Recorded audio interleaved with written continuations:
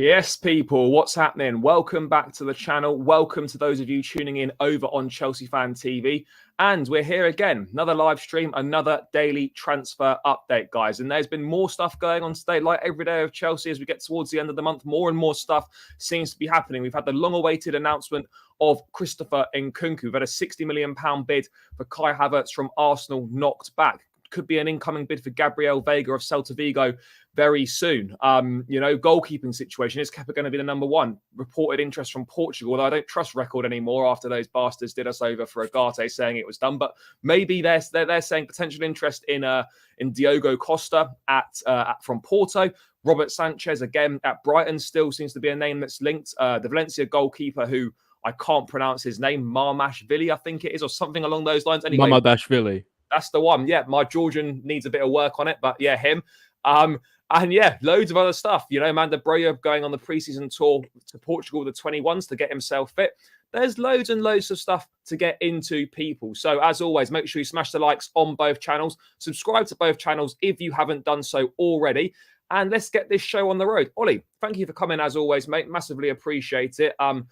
What are your thoughts? We finally had it now. The Nkunku announcement. I mean, not particularly exciting. A few quotes from him, the kind of the standard spiel, but he's now here. And Matt Law writing an article today saying that Chelsea officials believe they've effectively landed 3 players in one in Nkunku, who has proved himself capable of playing as a 9, 10, or off the left. And Pochettino's favoured 4-2-3-1 system, which can at times be a 4-3-3, should suit him perfectly. Mate, in terms of getting this deal done, I think we've had quite a result here, because if we hadn't have got this wrapped up when we did get it wrapped up back in sort of November, December time, we'd have to be honest with ourselves. I'd almost say there's no way we'd be getting him if it was a free-for-all this summer with Europe's top clubs. So if credit where credit's due, we did well to get that deal done. But how excited are you by Nkunku? Because a lot of people are really excited. Well, first, just want to say hi, Charlie. Thanks for having me back again, and hello, Chelsea Fan TV as well. It's an incredible thing, actually, really, when you think about it. The fact that we did manage to snag Nkunku, because, like you say, I think he certainly would have been a lot more expensive if it came down to this summer and there was a bidding war for him, for sure. I actually don't like the fact that it says he's sort of 3 players in one, because we have so many of these players already that are sort of bit part players who kind of do a job in multiple roles. And Nkunku is kind of like that with one of those, as one of them players. But I would really prefer if he could have a nailed down position next season, and because I think that'll help him stay consistent throughout the season as well. But where do you see him playing then? I think he's obviously been signed to play as a 10, as a kind of a second striker, whatever you want to call it, 10 second striker.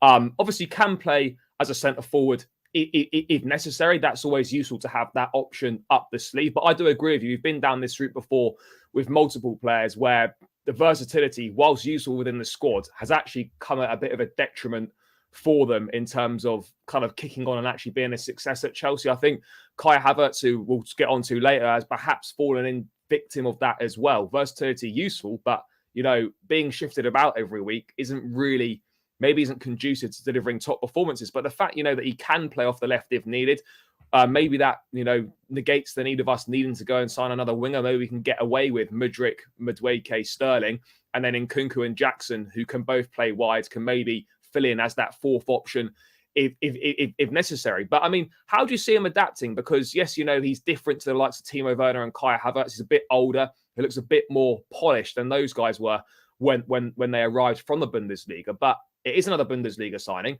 They don't necessarily always tend to have the best success rate from Bundesliga to Premier League. Why do we reckon this could be different?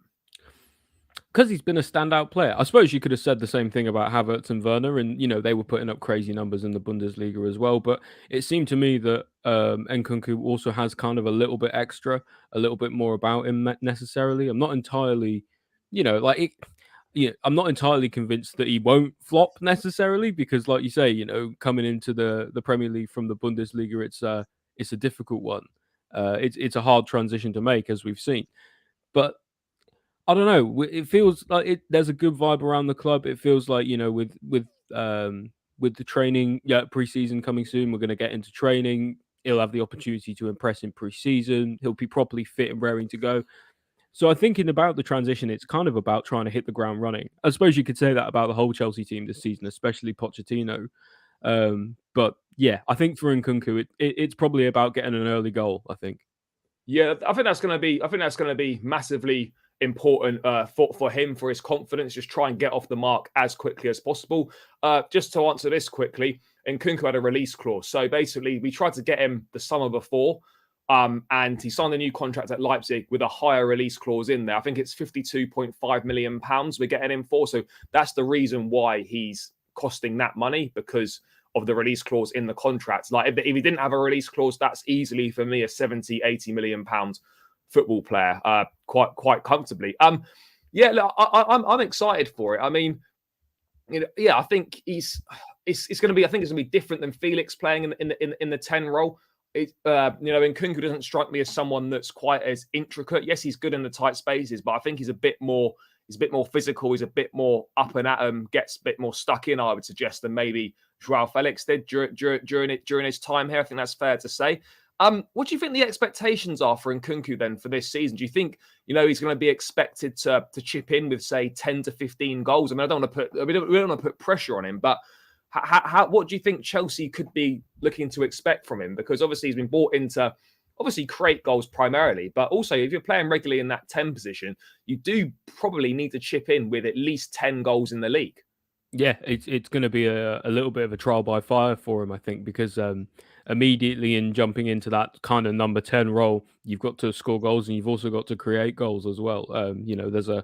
There's an extra burden of creativity as well as goal scoring in that position. So, it's not like a winger necessarily where you don't always have to chip in with something because, you can make a moment of magic or you can use your pace or the width of the pitch or whatever. You've got to have your wits about you when you're playing that 10 position. So it's going to be hard for him. I think a lot of people are saying he's going to come in and do really well straight away. I think he really will need a little bit of an adjustment. I hope Poch's pre-season training and sort of the grueling physicality of his training regimen is going to cause, a lot of the players who we're bringing in to be sort of brought up to sort of Prem readiness quicker. But I don't know. I don't want to sound cynical, but I feel like it really could go either way. Just because, especially that we've signed him in November before we had any of our proper transfer sort of structure in place. And almost every deal we did before that was in place was poor. I think it's fair to say, but Nkunku was a little bit after that, so I don't know. Maybe we can hope that he'll do well. Yeah, no, I think he can do well for sure, and I agree with you. I hope that we don't kind of mess him about in terms of 1 week he's 10, 1 week he's left wing, 1 week he's centre forward kind of thing. I've got no issue with the system being fluid, where in a 4-2-3-1, at one point he could maybe go and be the centre forward, and then he drops back to that 10, or he can take up positions on the left, and we can kind of be fluid and kind of intertwining like that. But I think we've got to have him nailed down in a position, and then if needs must, he can go on the left or go up top, but he should primarily be that 10. I mean, I'm not suggesting that, I'm not asking you to be an expert on Nicholas Jackson at this point in time, but do you see that with Jackson, do you think there could potentially, or even with Broja for that matter, we could get some sort of decent link up between the pair? Yeah, certainly. I think we'll go in for another striker who will probably be our starting striker, though. So I think that will be more of almost both of those options will end up being more of a backup. Broja is more of a classic 9. Jackson seems to be able to play off the left as well as the centre forward position. So yeah, they could do a job, and I think they will link up well with Nkunku. But I think probably a striker is needed for him to be able to play off of in the pocket. So he can sort of so there's almost like there's a focal point for the attack, and from there, you can play off of him, and the main number 9 can then create space for Nkunku to sort of drop it into. Yeah, no, mate, I would agree. I tell you what, mate, when it's going to hit differently when we get that first blue balloon celebration. If he does a red one, everyone's going to be fuming, aren't they? Nice, yeah. The colour of the balloon's got to change. I mean, maybe Chelsea have included in his contract a like a lifetime supply of blue balloons so he hasn't got to sort them himself. But Grealish I should be mean, loving it, wouldn't he? yeah, I am excited for him. Like, just whilst we're on the attack side of things, what are your thoughts on kind of the centre forward situation? Because yes, we've gone and signed Jackson, which I think probably, well, it's not quite done yet, but I think it should be finalised this week. I am slightly wary of jumping the gun because I jumped the gun with Agate and looked pretty stupid. So, I mean, maybe I'll look stupid twice in a window, but you know, you can't help it sometimes. But this seems a lot more set in stone kind of thing, and you know, it should be done this week. With him and Broja. That's kind of two options there of younger centre forwards with potential that you would think would see ample minutes this season, but you would maybe feel a little bit not to say uneasy, but you know, you feel a little bit maybe disappointed if that was to be the centre forward options going into the season. I just kind of have a slightly wild theory yesterday, and I got slightly hammered in the chat for it as well. But I'm just gonna pitch it to you. Do you think possibly, right, that because we now got Nkunku and we've got Jackson and Broja, well, we could get by until January and then sign Ivan Toney in January. If the club genuinely want Ivan Toney and think he's the guy, is it absolutely ridiculous to say that this could be a theory? And do you think we could get by until January with Nkunku, Broja, and Jackson, and then go and buy Toney if that's who we want? Because if I'm being honest, the striker market, it's not that great. It's a difficult one. I think it's certainly possible. You know, like that may well be the strategy to go with, but I think there's a lot of risk in that. You know, firstly, you've got the fact that Toney probably, you know, he'll be training and stuff a few months before his ban ends, but he won't be match fit. You know, so it'll take him a month to get up to speed. So if you buy him in January, his ban ends in February, it takes him a month to get up to speed. Yeah. You don't get a striker until March, you know, who's actually ready and raring to go and is top quality as well. The other thing, obviously, is the backlash around the whole stake sponsorship and, you know, around betting and gambling stuff. I imagine Toney probably wants to remove himself from that as much as he can. So there, you know, there's that as well. Other teams could be in for him in January. I don't know. I think it's hard to tell. I think we'll probably get a better idea a bit closer to the time. I don't think it's a ridiculous notion, but I think there's a lot of risk involved, and I think we do better to just bring in a striker for the whole season, because that way we're going to have a consistent forward line, hopefully. Yeah, no, I would agree on that. Yeah, it's a bit of a pipe dream for me. I'm a big Ivan Toney fan. I think 20 league goals for Brentford is in that team is very, very good. And a lot of penalties though. A few, yeah, but I mean, I reckon if you looked at, Harry Kane seems to get penalties every fucking week. You know, I think goal's a goal at the end of the day, and yeah, that's true. They're all worth the same. And we can't. I don't think we can be too picky on where our goals come from, considering we don't actually score any. So, yeah, I mean, on this as well, we need a shirt for next season first to even get to that point. And we need a sponsor for that. Yeah, I actually saw a really interesting thing that someone put out on Twitter, and this will never happen. But in terms of the sponsorship, the fact that nobody wants stake, you know, Chelsea have got a lot of fans all over the world. You know, if every Chelsea fan in the world, you know, just put £1 or so into a GoFundMe, we could go sponsorless for the season, and that would be fabulous. You probably could, yeah. I mean, yeah. Well, I mean, it's not really something I thought, but you know, there's no way it'll happen. No way at all. But it's a good idea. Where is Lewis? Not here at this point in time. I'm sure Lewis will. Well, I can get Lewis to come on at some point. I'm sure that can be arranged. Generally wondering if Toney even that. No, I think Toney is good. No, the links have gone cold, obviously because of that. Too many pens. Drogba's golden boot season was no pens. I don't remember that. I don't remember that at all. But yeah, because Lampard took him, didn't he? So 29 goals. Of course he did. Yeah, no, that's a fair point. Just on Broja, this is a big season for him. The club have shown a lot of faith in him. Obviously, ACL injury, not ideal. 6-year contract signed back in September. So there's obviously backing for him. He almost joined West Ham last summer, and then that didn't happen. Picked up that injury in that friendly during the World Cup. Is ahead of schedule for his rehab. Pochettino reportedly a big fan of his. what do you think we can expect from Broja this season? What do you think should be the expectations? Because Broja, I think, is heading out with the under-21s to their pre-season camp in Portugal, so that he's actually ready and up to speed for when pre-season rolls about with Pochettino. I mean, I think that's a good attitude. I think that's good from him to go and do that. Do you think he could be a surprise package possibly this season? So it will be. Do you know what? I think this is mostly down to Pochettino. It's about whether he plays him for a start, and it's about how he develops him as well. Broja, we all remember, I think it was the interview that Sterling gave, I think it was a little while ago, where he was talking about some, I must have been on YouTube or something. He was talking about Brandon, wasn't it? Yeah, and he was talking about some of the players, and you said like Broja was the fastest player he's ever seen, or something like that. This, of course, before we signed Mudryk, I imagine that'd be a hell of a foot race, wouldn't it? Yeah, I think Broja is actually the most stylistically similar as a striker to Harry Kane that we actually have at the moment. So Pochettino might see the parallels there, and he might, like in the same way, with Poch, Kane was a young striker when he came in, and sort of made him into a world beater. It's very possible for Broja. The only thing is I do worry about, an injury like he suffered. He will probably have lost a yard of pace. Not necessarily a problem, and that's why I say it's on Pochettino, because I think it's about how he develops the other aspects of his game. And if he can turn him into like a really decent all-round centre forward, that's going to be invaluable for us. Someone who, because we haven't had someone who could reliably score goals for us since Giroud. Well, yeah. I mean, what's mad is that Giroud at 36 would still be starting for us right now.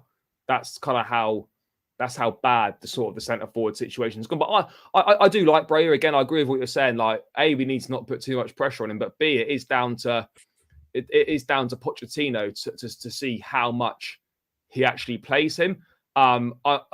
You would think that Broja would be ahead of Jackson in the pecking order. It's hard. Maybe because there's the politics of one of them's coming for 30 million, the other one's an academy grad.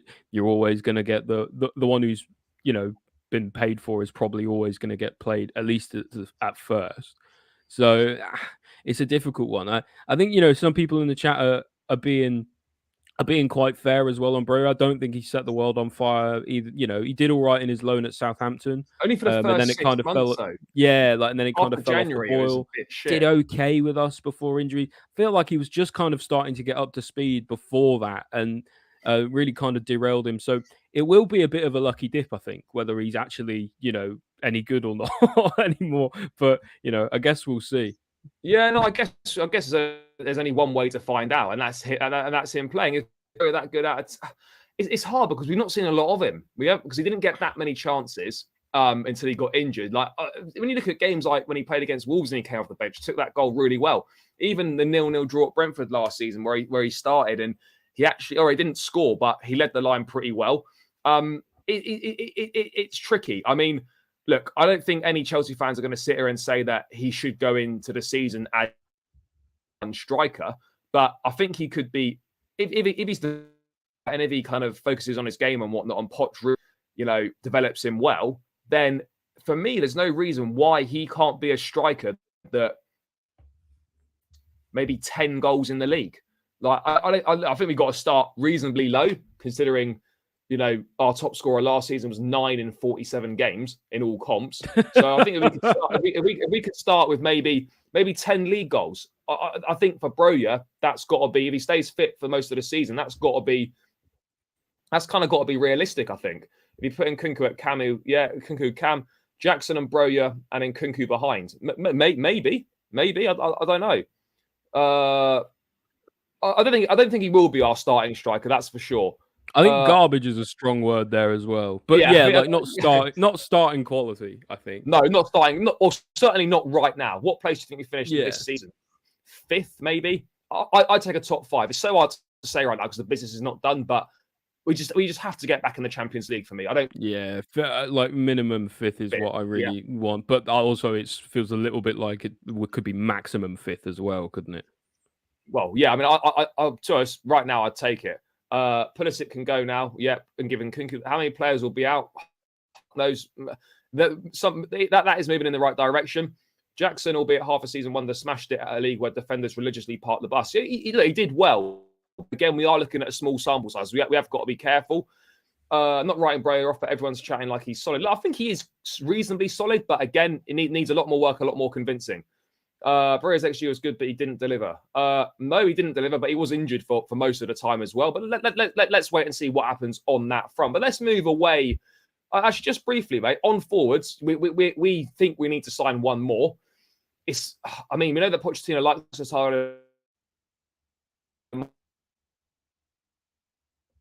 Victor Osimhen. I was interested in Apprentice last, I think it was, that there's an agreement in principle for a new 2-year contract, but if they received an astronomical offer, then they would consider it. So basically what they're saying is, if they don't get a suitable offer, he'll sign a new 2-year extension, but if they do, then he won't. So it's going to be big money. I'm not that sold on it.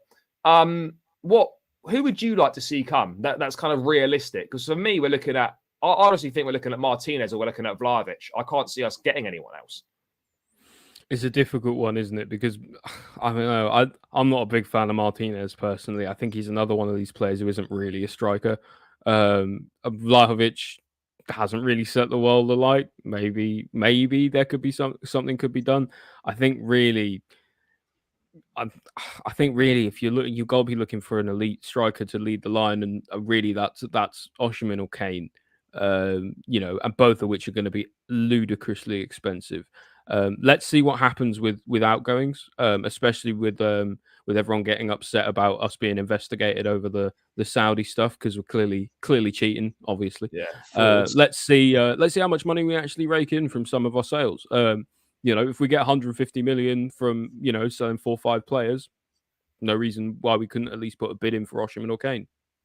Yeah, look, I would love Kane, but you just can't really see it happening. Is kind of the reality of the situation. The only thing is he wants to stay in London. Pochettino, maybe. But it puts us more in the game, but we weren't really that in the game anyway. It puts us on the board for the game, but I don't think it moves us anywhere necessarily.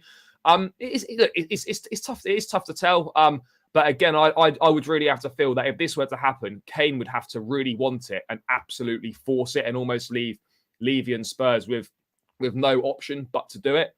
And he doesn't really strike me as that sort of character. And then you go down the Victor Osimhen route where, look, has had a great season in Serie A, looks a very good striker, good age at 24, has got potential to improve there also. But then you got Chelsea's record of signing big money strikers is absolutely fucking awful. And think, big money strikers from Serie A, even worse. Yeah, even worse. And like I've said it before, like I'm not comparing Osimhen and Lukaku, but Osimhen is doing exactly what everyone was raving about Lukaku for doing, which was banging in loads of goals in Serie A and looking a world beater.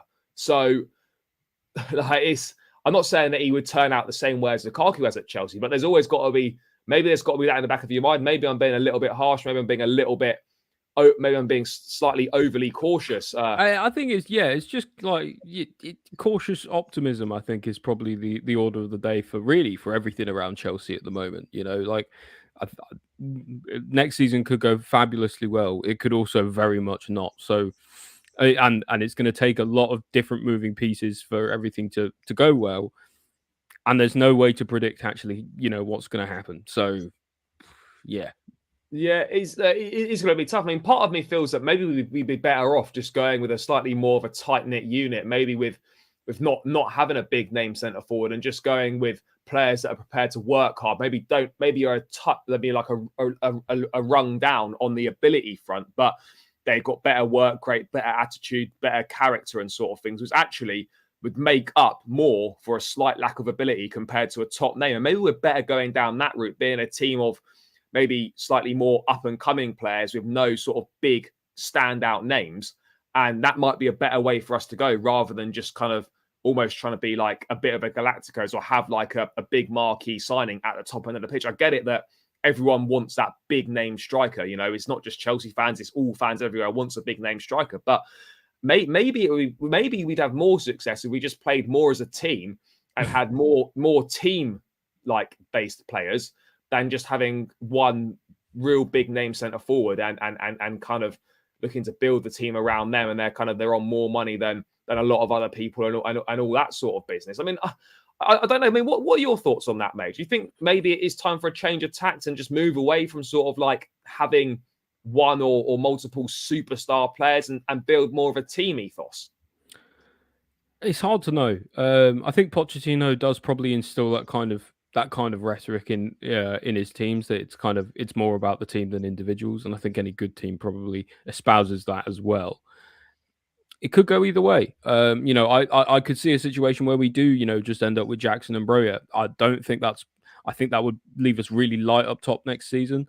We've already got issues goal scoring, and we know what end of the pitch we struggle with. So I think really bringing in a big name clinical striker is non-negotiable. Does that carry risk? Yes, absolutely it does. We saw what happened with Lukaku, and we'll be doing absolutely everything in our power, I'm sure, to make sure there's not a repeat of that again.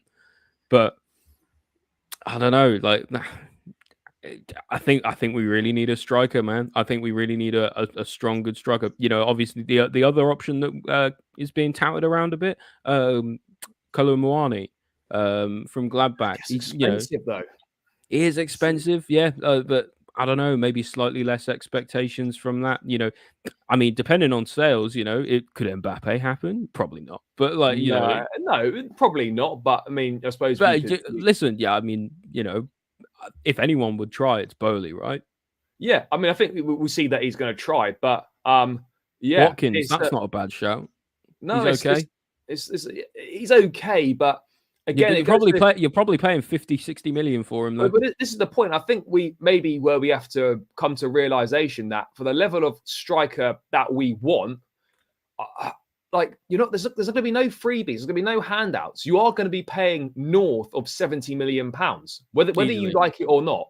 That's what you're going to arrive at. That is ultimately the situation where you can't really get any top level strikers on the cheap.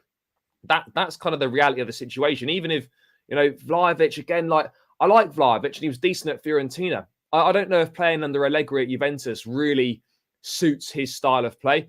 Can we get 75 likes? Guys, let's run the likes up, people. On Chelsea Fan TV, get those likes up. Get the likes up on my channel as well. Guys, we've got almost 100 of us locked in on my channel. Only 36 likes, people. That's a poor conversion rate. That's Chelsea levels of conversion there, people. Let's get those likes up. Just hover over that thumb button, give it a little click. It massively helps me out. Let's get this to at least 50, 60 likes, guys. We can definitely improve that and get Chelsea Fan TV up to 75 likes and beyond, people. But make sure you keep smashing the like button. It massively helps out both channels. It spreads the stream to more people and gets more people involved. So please do that. And if you haven't done so already, make sure you subscribe to both channels as well. Let me just get to a few bits in the chat and then we will move on. Rough it out to January is tough. That is tough because I think that's asking a lot of pressure on the young players. Thoughts on the Tchouaméni link? I'd say nothing in it for me. We could do potentially. Problem is there's not many of those about. I don't like the idea of playing Nkunku as a 9. I know that there's a lot of reports saying that he can do a job there, but I don't think that's where he's best placed. Again, another player who's a striker isn't really a striker. We need an actual striker to play at the 9. That would be great, but I think there's quite a few steps to go on that one. I think let's crawl before we can walk. Yeah, I reckon so. That's Havertz conversion rate. Oh yeah, that is Havertz conversion rate on the like. So we need to move up to sort of a more respectable conversion rate there. But what else have we got going on in the chat before we move on? The Prem has changed since Poch left. All teams don't play the way he did in 18-19. I'm sure he's probably realised that and he will adapt the style of play. Broja and Jackson, under the right conditions, can get us to the UCL and we can go for Osimhen next season.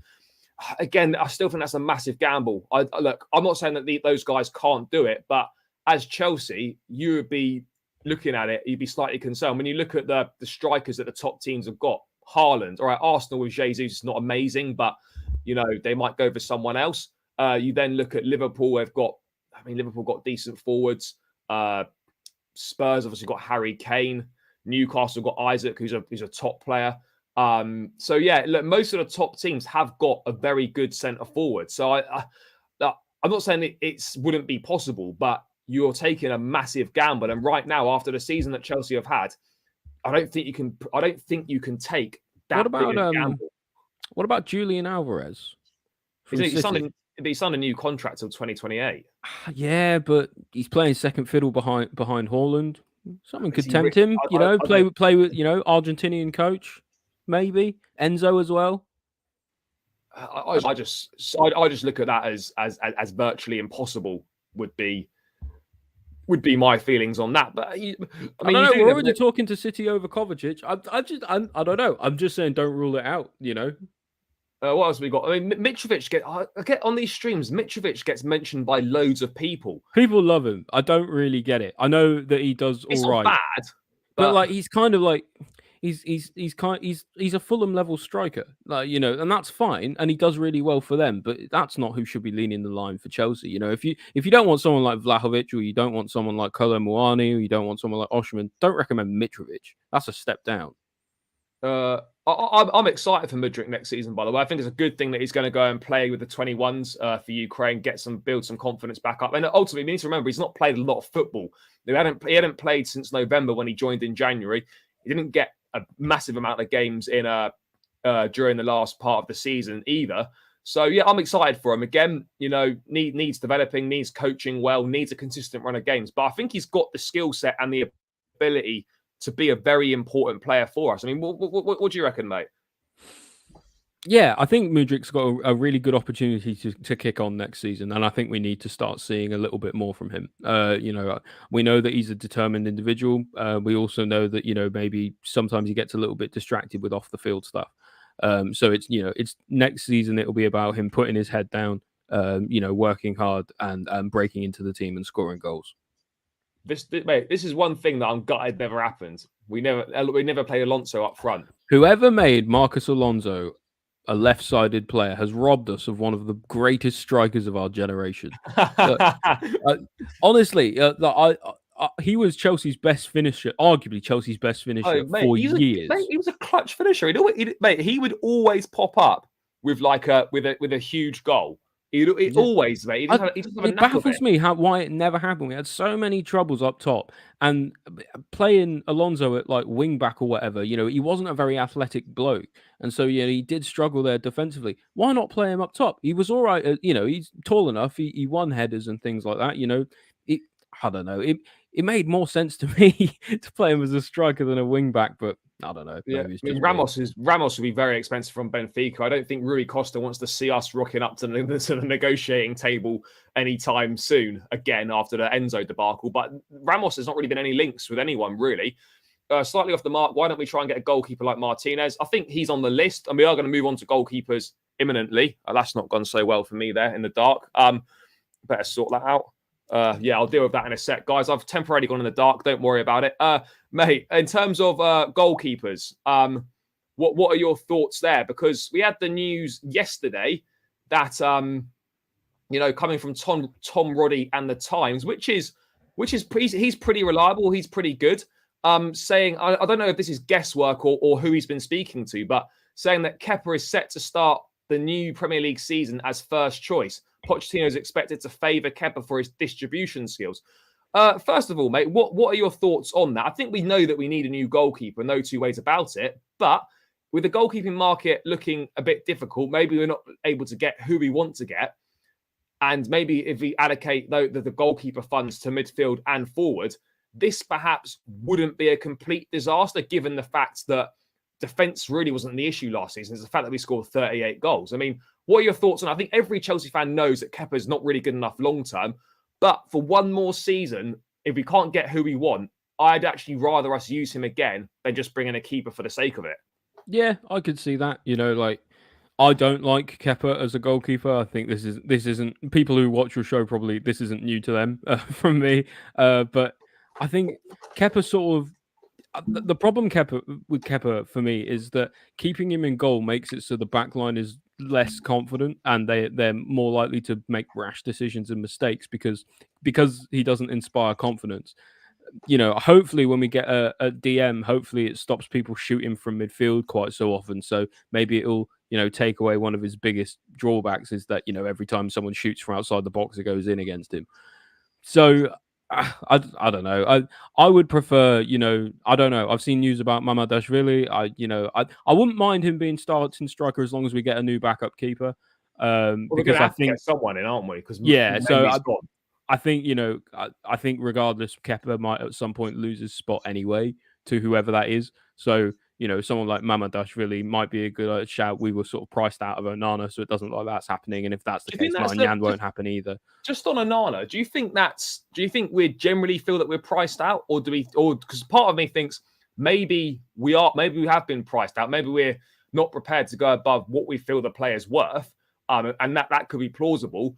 But part of me thinks that, do you think we maybe use this as a negotiating tactic as well? Just walk away from the discussions in the hope that Inter might lower their price slightly to what we're looking to pay, and we know they've got financial difficulties. I mean, do you see any part of that as a negotiating tactic, or do you actually genuinely think we have walked away? It could be both. Like it could be like, we're saying we're going to walk away, and if nothing, and if they don't come back to us, we're going to look at other things. So it could be that. I've seen shouts for a few goalkeepers in the chat. People are recommending Robert Sanchez. You are on crack. He's been linked again. He's constantly linked. I'm not joking when I say Robert Sanchez is a terrible goalkeeper. He's genuinely really a terrible good at one goalkeeper. point, though. Like under Potter, he was decent at Brighton. Yeah, but I don't think he suits De Zerbi's style of play. I think he's got key deficiencies in his game that he still hasn't ironed out for even from from the youth team. I think it's a sideways move signing someone like him as a second choice because we'll be belabored with him for ages. I would much rather have someone like Mamadashvili that's at least got a chance to dethrone Kepa. Yeah, I mean, what are your thoughts on I mean, Record are reporting, and again, it's a tricky. Well, I don't say it's a tricky one. It's not a tricky one, really. Well, let me just find it now. Reporting about Porto's Diogo Costa. And again, they've been linked with him before. Apparently, he's on Chelsea's list of options to replace Edouard Mendy. No concrete proposals yet, but the process is being led by George Mendes. Good old Uncle George. Seems to be good old Uncle George. It's always pleasant doing business when he's involved. Reportedly, Costa has got a £65 million release clause. Now, if we're not prepared, surely Inter aren't asking for more than 65 mil on Andre Onana. Or, I mean, maybe they are. I don't know. But it is Inter. You never know. They are in financial difficulty. They're probably inclined to charge whatever they think they can get away with. Yeah, I guess so. I mean, what would your thoughts be on Diogo Costa? Because that would be a first choice signing, in my opinion. And then you hear some of the noises coming out recently is that Chelsea are actually looking for a keeper to challenge Kepa for the number one, not necessarily looking at a new number one. Costa, for me, would absolutely go in and be a number one. I mean, do you think this would be a decent signing at I mean, obviously, you can maybe try and get the release clause down a little bit. You can negotiate to try and pay less, maybe in more favourable payment terms. But does Costa tick the boxes for you for a new goalkeeper? Yes and no. Obviously, he's got a lot of hype around him, but he's reasonably expensive. And I think he's got a mistake in him as well. We saw it at the World Cup. Didn't have a good World Cup at all. But not a way to judge all players. But I'm not entirely convinced by him yet. I think he can be a really good keeper one day. But at the same time, if we're signing promising keepers, if we're signing a promising keeper instead of to sort of be backup, right? You're half inclined to just say let Slonina do it. Like he's ready. Maybe not, but he's at some point he's going to have to play, isn't he? Yeah. I don't know. From everything we've seen, from when he's been on loan and things like that, he's done very well. Yeah, probably maybe could use another loan, but at the risk of also paying 60 million or 50 million or whatever for a backup keeper who we're only going to, be having this conversation again in a few seasons anyway if we don't get it right. Do we just go for Slonina anyway? I don't know. It's an idea. Maybe he's not ready. Maybe people in the chat know better than I do. That's usually the case. At least that's what they act like. Not really joking. I love you all. Unai Simon, that's a really good shout. How much do you think? Because all Spanish players or all players that play for a La Liga team do have release clauses in the contract. I wonder actually how much he is. I don't think I'm not going to pretend I know loads about him, but Wouldn't be a bad shout, would it? It wouldn't be a bad shout. But look, I agree. But if we want, look, ultimately for me, if we want Onana, then I think we just have to pay, as long as it's not ridiculous. If Onana's the guy that we're set on, and that Pochettino wants, and the data and the metrics come back, and the distribution's all good, and we know it is, and that's kind of what we're looking for, then maybe, I know you've got to have like a limit to what you're prepared to pay for players. Otherwise, it's just absolute chaos and you can chronic mismanagement of funds. But within reason, if we want him, surely we just have to go to Intersport, and this should be relatively easy to do, in my opinion. We've got players that Inter Milan want or would be interested in. Surely Onana can't be that difficult a deal to do. I know transfers are complicated, but you would have thought on the face of it, it shouldn't be that hard. You're not wrong, but I guess at the same time, I guess, you know, our relationship with Inter at the moment is, I think you could call it strained. So, you know, maybe they're not willing to do some work, you know, do work with us, or, you know, maybe as a result they're going to make it difficult for us to work with them, you know. Also, you know, I don't know, getting a keeper is not the top priority for me. No, you know, I think everyone's kind of come to that conclusion, you know, that given actually issues, there are more pertinent places to spend money elsewhere on the pitch. If at the end of the window, you know, maybe they scout out a few names and they've got a list, right? If nearer the end of the window, when we've kind of done the majority of our business, we've still got a little bit of money left over, yeah, and then yeah, maybe it's worth having a pop. But I think until we actually know what our budget for a goalkeeper is, we probably shouldn't bother. Yeah. I mean, I don't know what the budget is, but I absolutely agree. I think a lot of people in the chat agree. I think a lot of Chelsea fans in general agree that, you know, whilst obviously a new goalkeeper would be great and is definitely needed, out of the main priorities, which are a centre forward, midfielders, and a goalkeeper this summer, goalkeeper sits at the bottom of the priority list. It's not like we've got a Sunday league keeper in goal. Yeah, like, and I don't like Kepa as a keeper, but I think, you know, in signing a DM and then, you know, like, hopefully, like I said, we'll stop the shots so much from outside the box.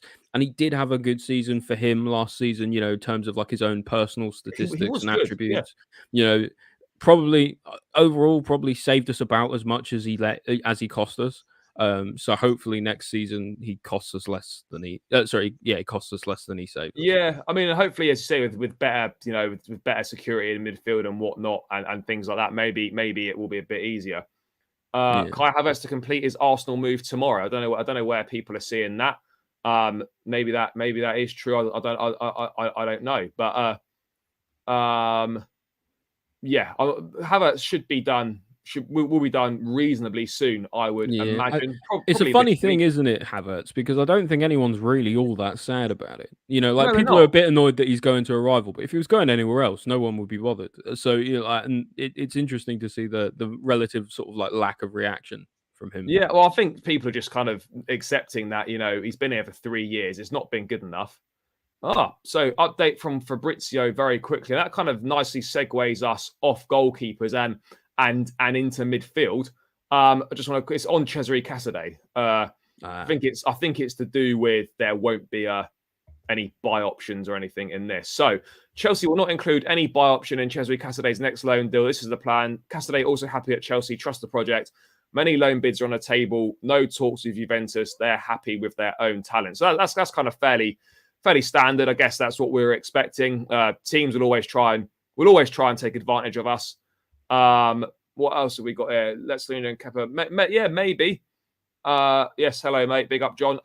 Yeah, I mean, kind of just obvious, makes sense. Same with Chukwuemeka, same with Casadei. You know, we've signed these guys. We're not going to put a buy option. We've already been stung once by putting a buy option in with Tomori. Obviously, I know we've kind of got over that in terms of we've now got Badia, Chile, and Colwell's going to come into the fold. We've got Fofana and stuff. But at the time, that was really poor because £25 million for Tomori was a disgrace at that point in time. You know, we should have been doing a lot better than that. Well, I mean, think about what Brighton would have sold him for, right? If Brighton had Tomori, right, and instead of any loan or anything, they just sold him.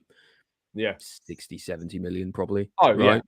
Yeah. 50 minimum, right? So, yeah, for sure, yeah. Yeah. But, you know, it's good to see this. We're learning from our mistakes around Casadei. with our previous loans and things like that. They want to develop talent. They want to make sure some of these youngsters that they've paid, big money for are going to continue to develop. I really hope that they're given the right loans, and there's a lot of scrutiny given to like which club that they get an offer from would be the best for him. Yeah, I agree. Ideally, I think any of our sort of youngsters who are thinking about going on loan should really go to a championship team that is vying for promotion. So they can get the experience of get the experience of being in a winning side, get the experience of being in a well-organized team for the league. I think that matters a lot more than just trying to get them game time and then sending them somewhere where they might really struggle. We saw it with Gilmore with Norwich. We saw it with I can't remember who else I was going to say, but we've seen some struggles. We've seen teams struggle. Oh, Ampadu, that was the other one I was going to say. We've seen Ampadu. He's got 3 relegations on his CV now. Bless him. Like all from 3 in a row. 3 in a row, and all on loan from us. You can't help but think if he went to Serie B instead, at first, or something, or something like that. Went to a team vying for promotion in Serie B. Maybe like he'd kick on a little bit. By now, I think his time has kind of come anyway. But it just shows as an indication. I think the right loan is the most important thing. I would rather a player stay at Chelsea in the academy for a season than get the wrong loan at this point. Yeah, I would agree. Let's move on to Romeo Lavia, because there's been reports today, strong reports linking in with Arsenal, and Arsenal potentially ahead of us in the pursuit of Lavia. Doesn't really come as too much of a surprise. Maybe Lavia sees it as more potential game time at Arsenal than maybe at Chelsea. With Caicedo wanting to come in, if it's a pivot, Caicedo and Enzo are going to play most of the games, I'd imagine. Lavia would still play, but if Arsenal go over 3 and they sell Thomas Partey and Xhaka's going, you look at it as Rice, Odegaard, and Lavia potentially as a midfield 3, which might be more appealing to him. Mate, what are your thoughts on Lavia? Do you think we need to sign him? I would personally really like to sign him, but only for the right price, because I saw things today saying that Southampton wanted a record fee for him. And obviously their record fee before that was Virgil van Dijk for 75 million, and he's not worth anywhere near that. He's 50 million tops, I think. Yeah, I'd agree. And I think he's got an outstanding potential. He's clearly Prem proven. He's done very well, even though he was one of the best players in a very, very poor Southampton team last season. Yeah, he's very good. So yeah, I think they're asking for a lot, really, because especially with Southampton's situation about how they were relegated last season. You'd think even with the parachute payments and stuff, they would need to make up some money, but maybe that's why they're doing it then, to sort of charge as much as they can to make up as much money as they need for the season. I don't know, but I would like Lavia, but it's got to be the right price. I would agree on that. I mean, do you think we absolutely need 2 midfielders this summer? No doubt. Yeah, no doubt. It needs to be 2 midfielders. I think Caicedo for sure, and it looks like we're getting somewhat of a free run at him at the moment. So hopefully that will come in soon. And obviously, Ugarte was going to be the other one, but that fell through. So someone like Lavia would be a good option. There's a few names floating around. Kefrem Thuram, but I think he's probably going to go to Liverpool. Manu Kone as well, always gets mentioned. But again, but I think he's potentially Liverpool bound as well. So. I don't think any of those options are quite actually at the level of Lavia. So it's one of those again where it's about, maybe it's one that we come back to a little bit later in the summer. Once we see what we've actually got in terms of our sort of war chest for spending, once we've sort of spent big on a striker and Caicedo, see what's left. Yeah, maybe. I mean, but again, you think that Lavia wouldn't be that difficult to do. That's the thing for me. I'm not sure if we're in a position where we can just wait and see. And see what happens and let Arsenal. The good thing, of course, is that doesn't Winstanley know Lavia? Oh no, Joe Shields does. Joe Shields obviously knew him at Man City. Then knew him, obviously instrumental in him going to Southampton as well. So there's a good relationship between Joe Shields and Lavia, so that could obviously help us there. But it's clear that Arsenal have got strong interest, and it's going to be interesting. I mean, Rice and Lavia for Arsenal, I'll be honest, that would be a disgrace if that was allowed to happen. That would be serious. That would be serious. That's something that I would have been happy with for Chelsea to do, Rice and Lavia. Like if Arsenal are getting Rice and Lavia, or they do end up with Rice and Lavia, that's massive for them. But yeah, I guess Lavia is going to be one of those ones where we're just going to have to wait and see what happens through the window. I don't think it's pressing for Chelsea right now, but we do certainly need to get a move on in that one. I don't think we can just let Arsenal have a free run at this. By the way, people, let's keep running the likes up, guys. Let's try and get my channel to 100 likes. Over 100 of us locked in on my channel. Let's get those likes up towards the 100 mark. Keep smashing the likes, people. There's over 300 of us locked in across both channels, guys. So make sure you smash the likes over on both channels and subscribe to both channels as well if you haven't done so already. I'll put the links for both channels into the chat now. Make sure you show myself some love. You show Chelsea Fan TV some love as well, guys. Make sure you do subscribe to both channels and continue to hit the likes as well over on both channels. It massively helps me out and helps both channels out, and it would be greatly appreciated. Let's move away from Romeo Lavia, mate, and let's talk about Gabriel Veiga, or Gabri Veiga, as he seems to be more commonly referred to. 21 years old, more of a number 8 than a sort of a central mid or holding midfield player, I suppose. Mate, what are your thoughts on him? It looks like Rafa Benitez is going to be the new Celta Vigo manager as well, by the way. So maybe, I mean, I don't know if that's going to be a turning point for him, that he needs to stay. That is the wrong thing. Mate, what are your thoughts on Veiga? Because reports are coming out that, you know, a bid could be imminent, and Pochettino is driving the interest. Yeah, it's an interesting one. I don't know. I haven't seen much of him play. I've seen little bits here and there, compilations and things. I've seen his stats. I haven't really don't feel like he turned the world upside down. I think it's a bit of a weird one, really, for Chelsea. Maybe this is a good backup option in case we don't get someone like Lavia, or if in a Mount replacement. Maybe, I don't know, but he seems a lot worse than Mount ever was.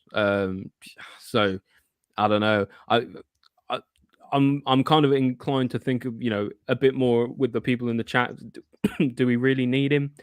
Would you in that scenario, are you not just going to play Chukwuemeka instead?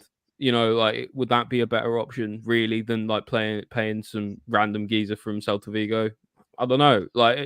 It just feels to me like this might be a signing for signing's sake, and I'm not entirely sure that's necessary. Yeah, look, I think it's a tricky one. I think he's a talented boy, and I do like him.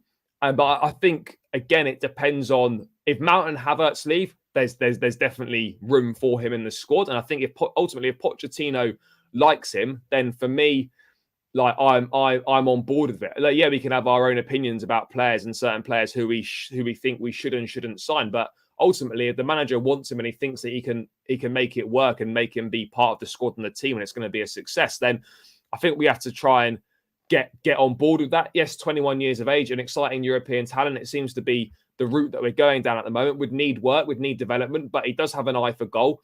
A bit more of a number 8. Maybe he could push on as a 10 potentially as well if needed. Maybe.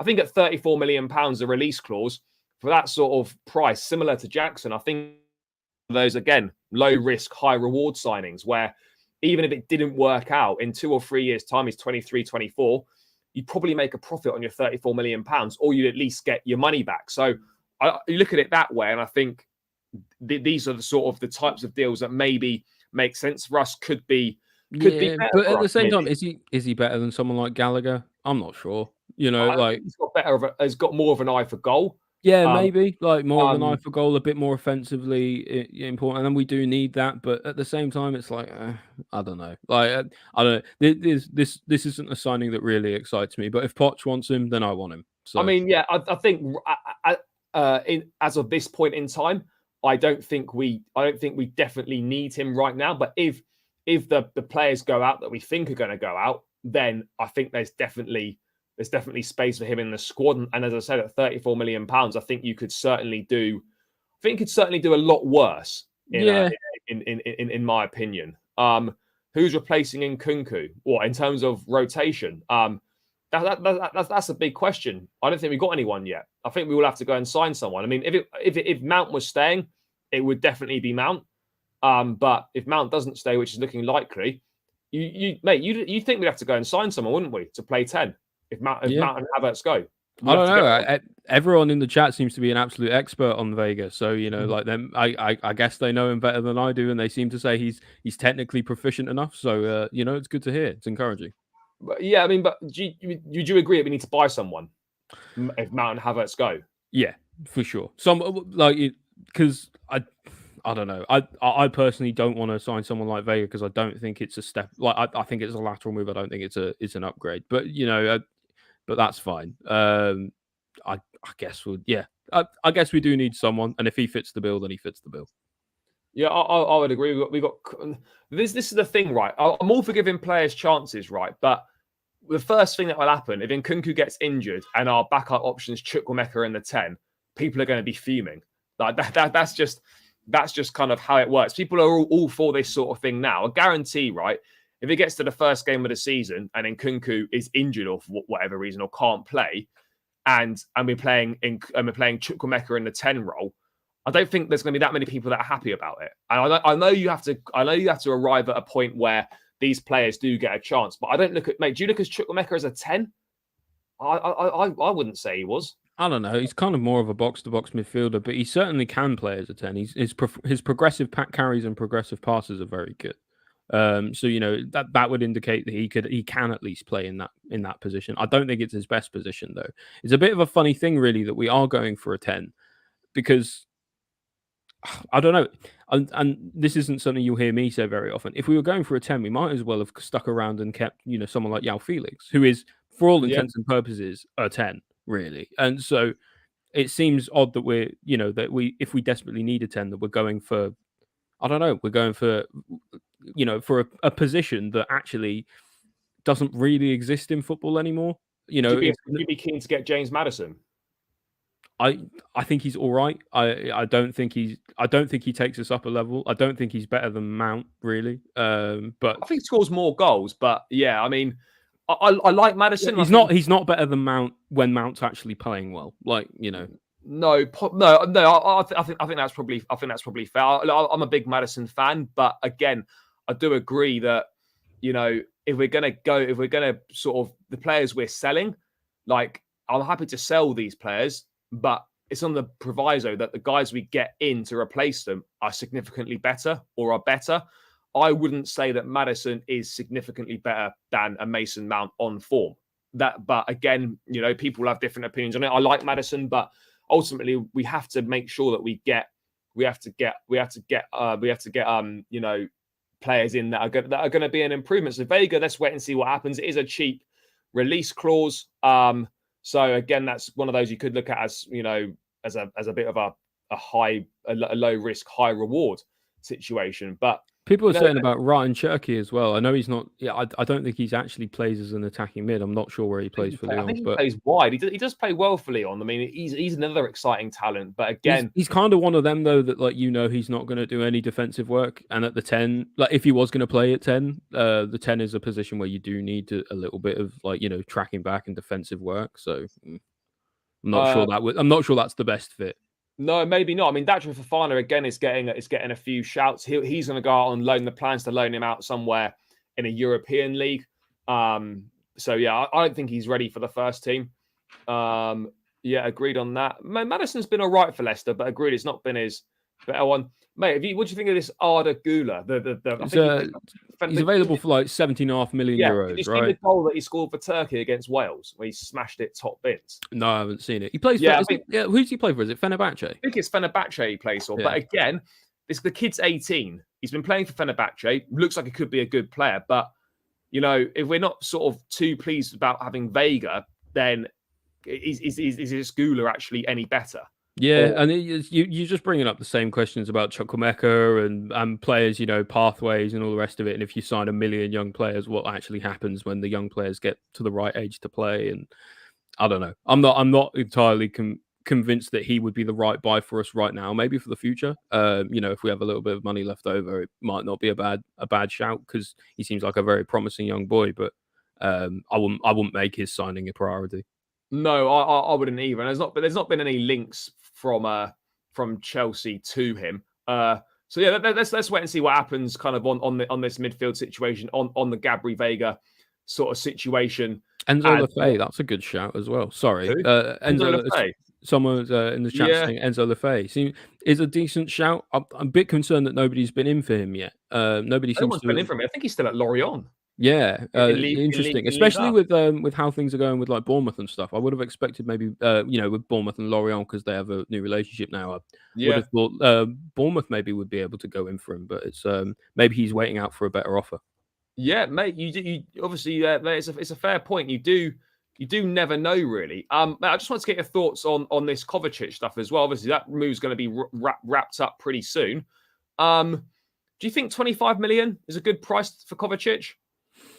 It's hard to say. I mean, like, so people are always going to look at this one in hindsight, regardless of what happens. So the second that if he plays well or does something good for Man City, everyone will go, "Oh, why did we sell him?" When the reality is he was never very good for us outside of one season. Just doesn't provide enough goals, mate. They only got 6 goals in almost in over 200 appearances. Just doesn't provide enough, and he's got he is injury prone, and he's only got 1 year left on his deal. So like I can see why they are driving a hard bargain. I think 25 million is a little low, but at the same time, I can see why we would accept that as well. I think 25 million is pretty fair. Yes, you'd maybe like to try and get 30, but ultimately 25 million, maybe with some add-ons, could take it over that. I think that's pretty fair for someone that's going to go to City and be a squad player. Yes, he'll play because City are in so many competitions, and Gundogan might leave and whatnot. So he will get opportunities, but at the same time, I look at it and you think, as I said, mate, 6 goals and 15 assists in over 200 odd games for the club. That's not difficult to replace. That shouldn't be hard to replace that level of output. And it's no disrespect to Kovacic, who has been a good player for Chelsea and is a good player. But in terms of output from midfield, like at Man City, you can get away with that level of output because they've got other players that do produce output from midfield. Whereas at Chelsea, we don't have that. And, it's massively highlighted when he's not producing numbers from the middle of the park. So, yeah, 6 goals and 15 assists in over 200 games. Yeah, that's not good enough, is it? It's not good enough. No, it simply isn't good enough. No, and that's the thing. I think maybe he will do better at City because they have a bit of a better system. Like that he might slot into it well. He's a good passer of the ball. We know this. Doesn't prove it enough, but he is a good passer of the ball. I don't know. Just for me, it felt like he was always kind of a little bit underwhelming. For me, outside of kind of like one really good season that he had. So I don't know. I hope that I hope he does well for City. Because I think he deserves to. He deserves to have a good career ahead of him. But I've not been that impressed by him personally. No, look, I like him, and players obviously shouldn't just solely be judged on goals and assists. Absolutely not. No, of course not. But in terms of like in midfield and the sort of kind of the midfield player that he is, that he has been good for us. There's no two ways about it. But you absolutely have to expect more output from him. Yeah, in the middle of the park. Like, I don't. And think the thing is, an as well, outrageous thing to say. It's not necessarily about you've got someone like Jorginho who didn't actually provide a lot of goals. Certainly not as many from open play, but he was a specialist in his position in what he did, and he was good at a few different things. Kovacic is is a real specialist because he's really good at one thing. And that's being press resilient, and dribbling well. And when we don't have the profiles in our midfield to actually be a functioning midfield most of the time, we can't afford to carry passengers like that, and unfortunately Kovacic is one. Yeah, look, I don't dislike Kovacic. I do think he's a very good player, but this for me is not a massive loss.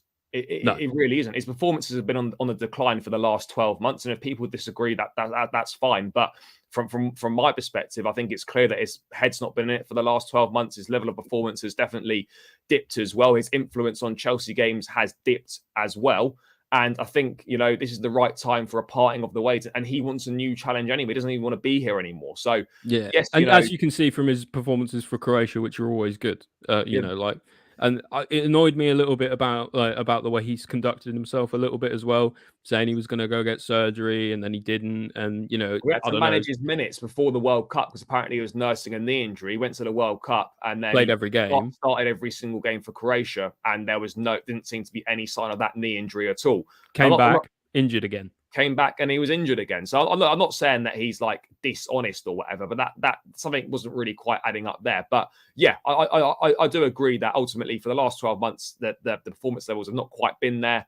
And it's probably best for all parties for him to move on, and we can bring someone into the midfield that perhaps has got a better level of output, because we do need output from midfield. And I'm not saying that Kovacic's game is to provide goals and assists, but when you're playing in midfield as often as he does and in the position that he is playing in, you do need more output from him. And particularly as no one else is giving any output from midfield, like it gets highlighted more in the team. Now, if he was playing alongside, let's say, for example, alongside Kevin De Bruyne, who provides the level of output that he does, Kovacic's level of output doesn't really matter.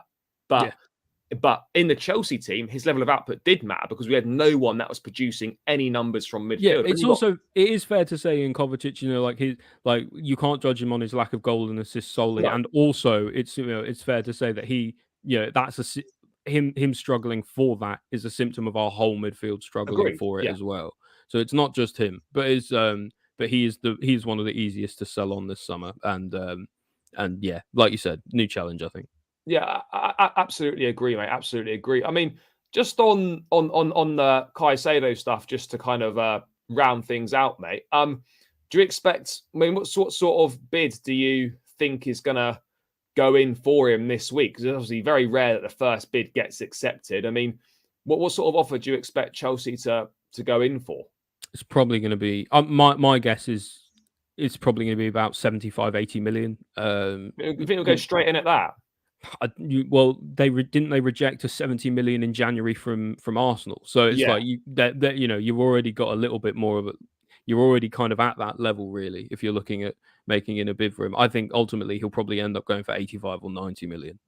Yeah, I reckon so. I think we're going to have to obviously get ourselves, we're going to have to put ourselves in a good negotiating position.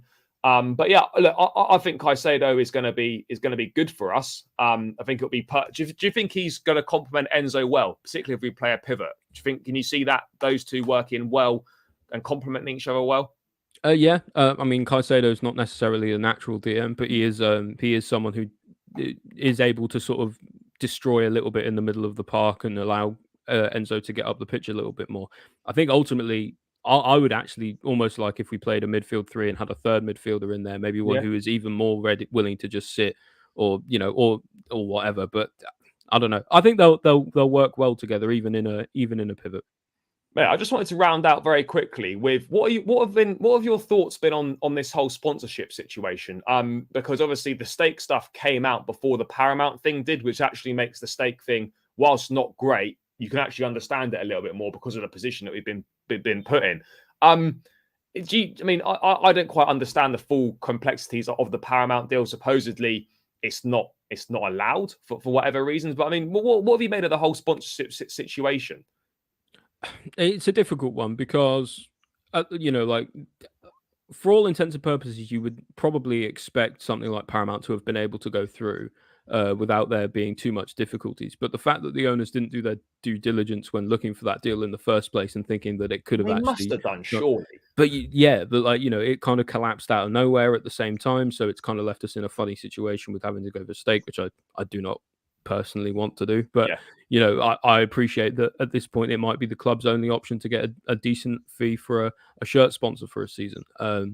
I think it makes the Premier League look a bit silly. Puts egg on their face when they they're happy to have a gambling service on there when they're all going to ban it anyway. Which is banned at the end of the start of the 25-26 season, but that's okay. But we might upset a few broadcast partners if we have Paramount Plus on the shirt. Confusing a little bit as well, especially when Southampton have Virgin Media or whatever on theirs, and I don't know. It's the Premier League will have their reasons, whether they're logical or not. I personally think they're not, but that it is what it is. I don't get it either. And last thing, mate, as well, I haven't spoken to you about. What's your thought on all the backlash that Chelsea seem to be receiving for the Saudi Arabia stuff? Obviously the Public Investment Fund does have I think a 5% shares or 5% investment into Clear Lake, which are Chelsea's majority shareholders, but they've got something like I don't know what the numbers are, but astronomical something like investment. 70 billion, 60, 70 Yeah. billion in assets. Yeah, exactly. Of which Chelsea is a very small part, and this PIF investment is nothing to do with Chelsea at all. But I mean, I think when Chelsea are back, when everyone hates us again. Yeah, I use rivals being upset with us as the barometer for our success. Yeah, So if they're upset, we're doing something right. I think, but especially with because the whole thing kind of falls down under quite not too much scrutiny with this whole sort of tinfoil hat conspiracy thing about Boli and Saudi Arabia and stuff. Yeah, it's true that PIF do have some assets managed by Clearlake, up to 5%, but assets managed and investment are two different things. That's how private equity firms work. So, it's natural that they're already going to have a working business relationship. And Chelsea just got really, really lucky that this summer Saudi Arabia have decided they want to, revolutionize their footballing league and in terms of for exporting sort of their culture to the world. And mate, yeah. I mean, yeah, like you said, got extraordinarily lucky. But yeah, definitely. But what yeah. I would also say is that there's like jealousy that what good businessmen do is tap into new markets. Yeah. When people were laughing about Bowley being out in Saudi, what's he doing out there? This is what he's doing, is getting us probably close to £100 million for fucking Ziyech, Mendy and Koulibaly. That's what he's doing. And successful businessmen and clever businessmen tap into new markets before anyone else does. Yeah, and we've positioned ourselves to do that, and other people haven't done so quickly enough. Wolves have managed to quickly pivot on Ruben Neves and making good money out of that. And there are a couple other teams and players who are doing well out of it. But Chelsea seem to be one of the only teams that is actually trying to take advantage in a big way of the emerging market. And we're quite, like I said, we're lucky because they the Saudi clubs want some of the players we have, and they're willing to pay around the market rate for them, which would have been hard otherwise. Yeah, and I also think it helps us out that the 3 players that are going, they're Muslim players as well. And Saudi being a Muslim country, they're looking to obviously get in marketable Muslim players. Those 3 in Ziyech, Koulibaly and Mendy are probably 3 of the most high-profile marketable Muslim players there are. Mm-hmm. I mean, maybe it could be slightly wider than mark there a little bit, but the point still stands is that we just happen to have 3 good Muslim players that are marketable that would do well for the Saudi league. And it just happens to be that the Saudi league are spending a lot of money this summer. So, and if we had a really good season last season, we'd be like, oh, what are they doing? They're coming in trying to poach all of our best players. We're just lucky that one, that they have arrived and want our players, and 2, that we had a bad enough season that we want these players gone. Mate, absolutely agree. I think, mate, this seems like a good place to round out. I've got through a lot of stuff. I don't think there's any further news to go through. Is there any other updates? No, I don't think there's anything else to go through. So, yeah, guys, thank you so much for tuning in. Massively appreciate each and every single one of you in the chat. Big up to everyone that's tuned in over on Chelsea Fan TV. Guys, make sure you subscribe to my channel. Make sure you subscribe to Chelsea Fan TV if you haven't done so already as well. I'll pop the links to both channels in the chat. Make sure you subscribe to both channels. Show both channels some love, people. And make sure you also smash the likes on the way out as well. Ollie, thank you so much for your time, mate. Guys, make sure you follow Ollie on Twitter. I've linked it in the description. It's on his screen name there as well. Make sure you check out his podcast at The Bridge Pod. Listen to it wherever you get your podcast from. That's right, any platform. Any platform. Yep, any platform. Make sure you check that out, guys. Some really good stuff on there. People, I'll be back tomorrow with another daily transfer update, so make sure you stay tuned for that one. Let's wait and see what news we've got in store for us the rest of today and throughout tomorrow. Big up everyone in the chat. As I said, smash the like, subscribe to both channels on your way out. Enjoy the rest of your evening. Take care and up the Chelsea.